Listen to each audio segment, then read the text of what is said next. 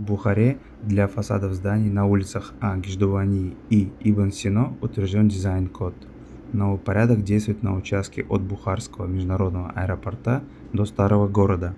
Все вывески должны быть выполнены в едином формате, высотой 60 см над витражами первого этажа.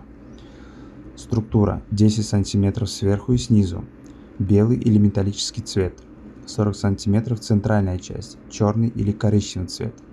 Высота букв 30-35 см, подсветка внутренняя LED. Название обязательно на государственном языке, узбекский латиница, с официальным зарегистрированным наименованием и логотипом. Использование названий мировых брендов запрещено, кроме дилерских и франчайзинговых договоров. Любые другие надписи на фасадах и окнах строго запрещены.